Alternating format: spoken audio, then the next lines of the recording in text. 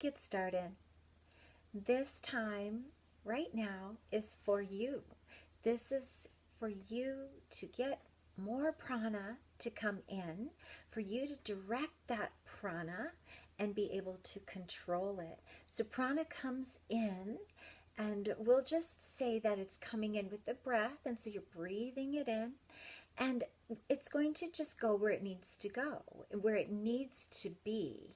And we don't have to, right now, we're not going to concentrate on where we're going to direct the prana to. Okay, we're just going to see if we can control the breath itself and allow the prana to take care of itself and go where it needs to go. Energy knows where it needs to go. And luckily for us, God made this intelligent energy, and it gave us, He gave us our body, and our body is intelligent and knows what to do with the energy. And what we have to do is step out of the way until we have a better understanding of where to send the energy. So we're going to center ourselves for a moment, then we're going to go right into the 3-part breath. Then we're going to do Kapalabhati breathing. Then we're going to go back to the 3-part breath, and then we'll do some Nadi Sudhi breathing. We'll go back to the 3-part breath, and we'll end. And we'll put in a few things that you can try in there if you feel comfortable. You may feel like you want to do this twice. You may feel like you want to extend certain parts of the practice, so you just go ahead and stop the video if you want to. Email me if you have a question about something that I'm saying, something that I'm doing that I'm not talking about. Okay?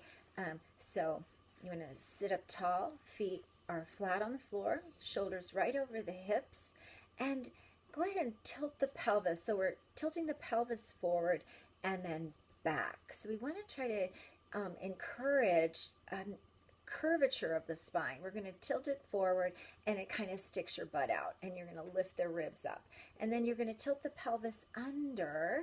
And this is kind of how a lot of people sit, is with the pelvis slightly tilted under, the belly very soft, and maybe you're at your computer here and it kind of feels like you're sitting up tall, but you're not.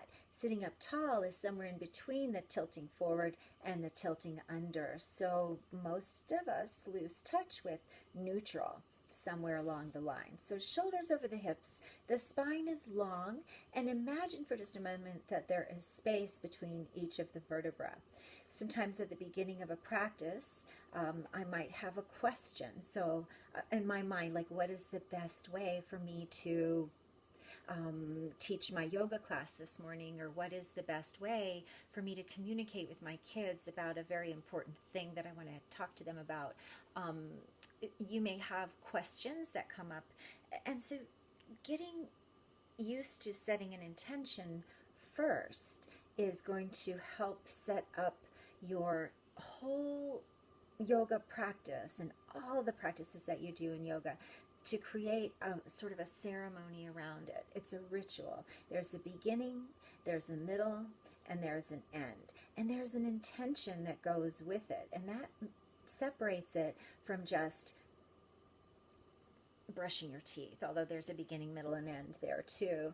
But this is much more present. When you're brushing your teeth, you're thinking about other things. When you're doing pranayama practice, other thoughts will pop in. Your job is to notice that you're not focusing on your breath anymore, to acknowledge that and bring it back. So let's close the eyes.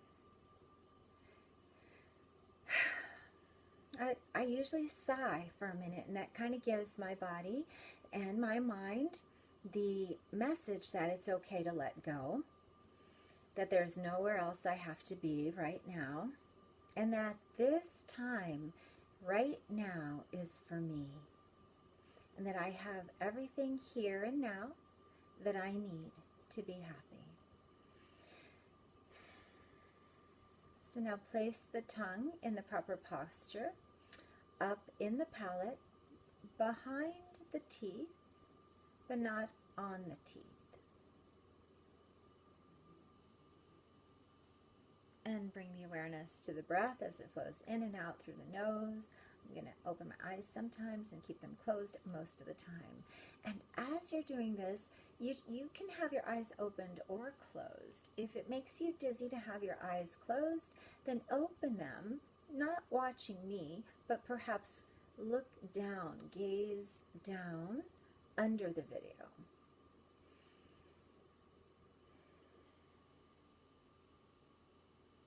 And so before pranayama practices even, I begin with 3 ohms. And this sort of puts me in tune with the sound of creation. So I like to turn my palms up, and when I turn my palms so they're facing up, this opens my shoulders in a way that opens the heart. So the posture is everything. When you're chanting Om, the tongue can no longer be at the roof of your mouth. The tongue will move as you form your sounds. So 3 ohms. Inhale.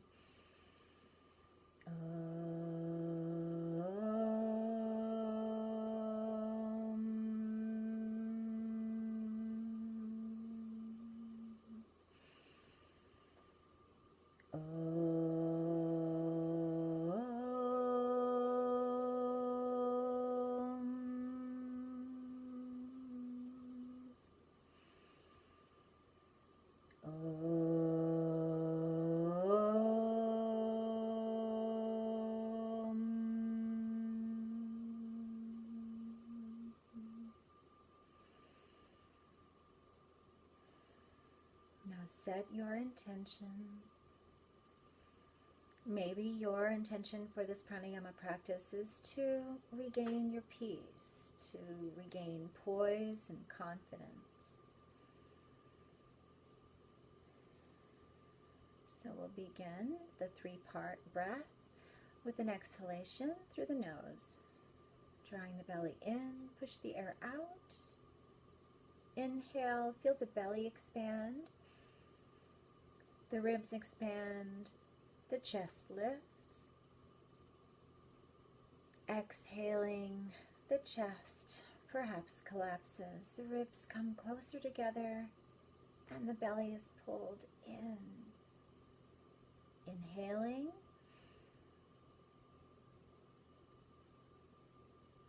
Exhaling.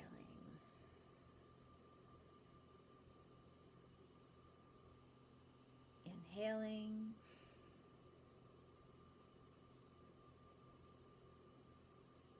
Exhaling.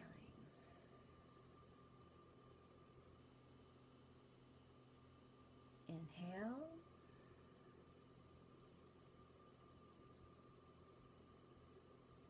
Exhale.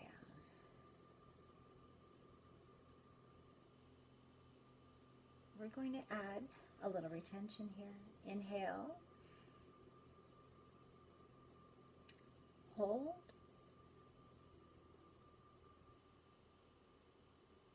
Exhale. Inhale. Hold.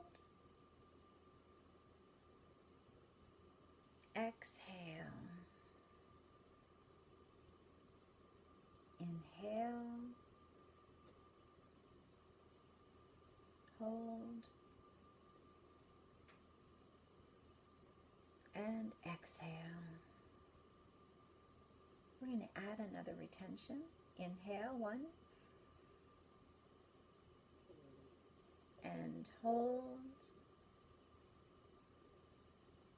Exhale. And hold. Inhale. Hold. Exhale. And hold. Now breathe normally. Inhaling and exhaling. And if you've started to slump a little bit, sit up a little taller. Perhaps, well, you know, your rate of respiration has decreased. Perhaps you feel imminent peace come over you, and perhaps you're already merging with the divine. And if you are, just enjoy the bliss. If you're not quite there yet and you need a little bit more power, need a little bit more prana, what you're going to do is focus on the exhalation, and we're going to move right into Kapalabhati breathing. So sitting up tall, the intention, my intention that I set was that I would like to do my very best. What is the best way for me to teach pranayama in this video? And so that's the intention for this. So Kapalabhati, emphasis is on the exhalation. It's a forceful exhalation. The inhalation happens right after the exhalation on its own without any effort, and then you exhale again. So emphasis on the exhalation, inhale happens on its own. So let's take a couple of breaths, inhaling and exhaling, and just checking the body, restating your intention mentally. And remember that if you start to get dizzy, just go back to a normal, easy breath. And we'll just do, 33 exhalations through the nose. When you're ready, inhale and begin.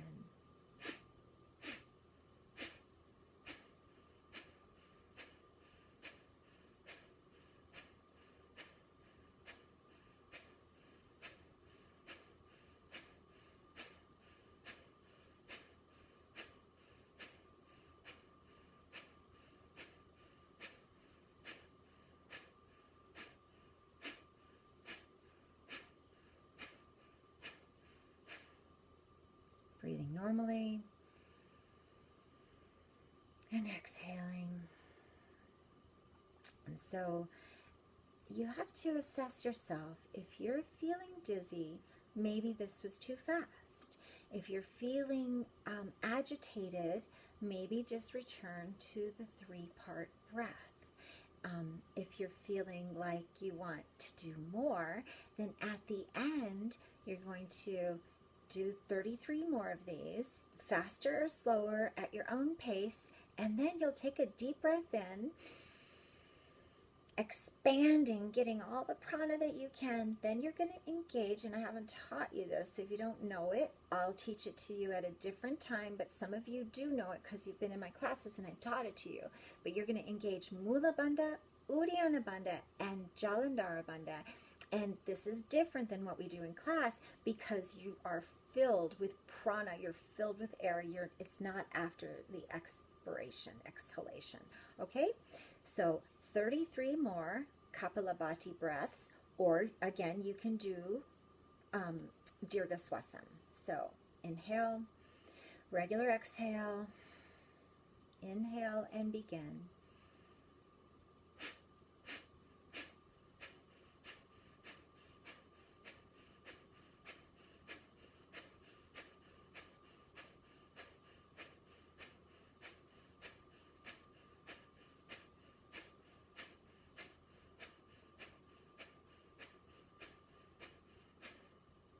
Then inhale, all the bandhas.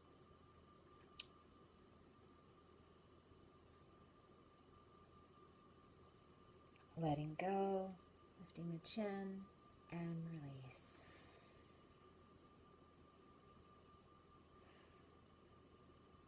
And just feel the flow of energy. Feel how you feel. And we're going to do it like that one more time. But this time, we're going to do it the way we do in class, where after we do Kapalabhati breathing, and we don't always do that part in class, but in the middle of class when we do all of our bandha practices, after the Kapalabhati breath, we're going to exhale till we can't exhale anymore, draw everything in, engaging Mula Bandha, Uddiyana Bandha, and Jalandhara Bandha, holding the breath out, and then begin right into the Dirgha Swasam breath. And you've done this before at the beginning, so you know that, but you're going to also include Ujjayi breathing. And remember, Ujjayi breathing sounds like the ocean. It also sounds a little bit like the heater coming on, and it does build heat, and you'll feel a little constriction deep inside the throat. Okay, and while you're doing that, your tongue can be at the top of your mouth, behind the teeth, or if you feel like it, and I haven't introduced this to you either because you know there's just so much more, but if you maybe have heard somewhere before, you can reach your tongue way back. When you go way back, it engages under here. You can hear a lot, I don't know if you can see, and you get, there's a nectar that comes down, and you can either, you may be able to get a taste of this amrit, this nectar. But if that feels weird, if it doesn't feel like something you want to do, then just keep the tongue at the roof of your mouth. Okay, so Kapalabhati first. Inhale, exhale, inhale, and begin.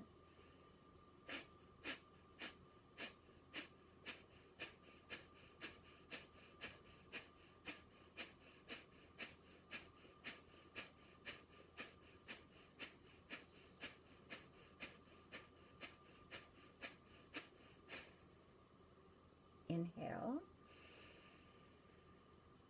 Exhale till you can't exhale anymore. Exhaling. All the breath out through the nose, nose, nose. Then engage all the bandhas.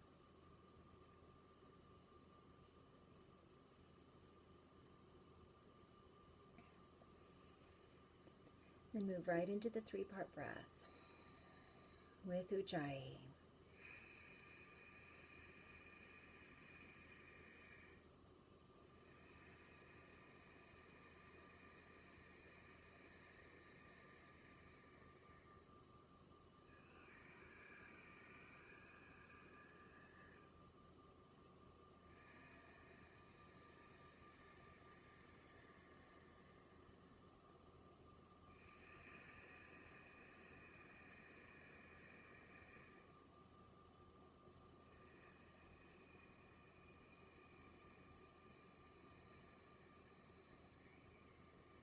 You can continue like that, or you can bring your hands into, your one hand into Vishnu Mudra and continue doing the 3-part breath with Ujjayi and Nadi Sudhi breathing.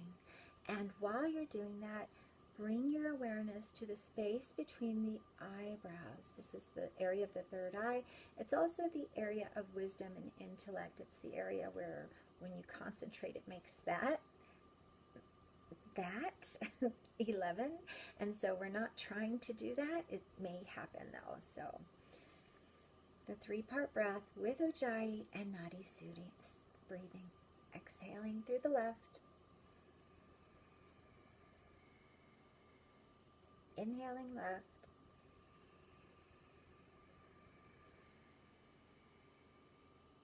exhaling right.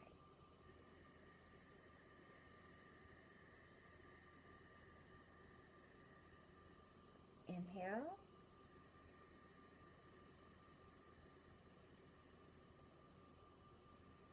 exhale.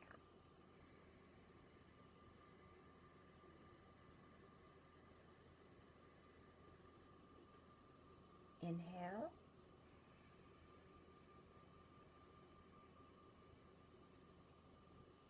exhale.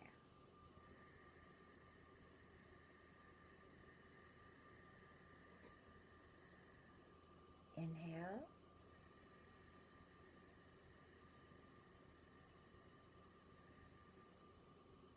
exhale.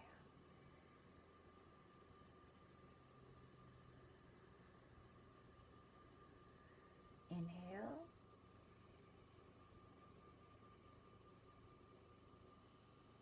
exhale.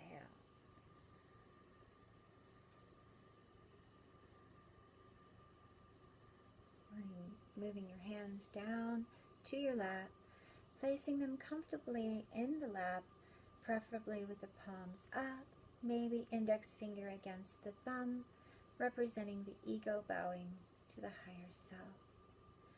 Check back in with yourself. Check back in with the intention that you made before you started your breathing practices, your pranayama practices.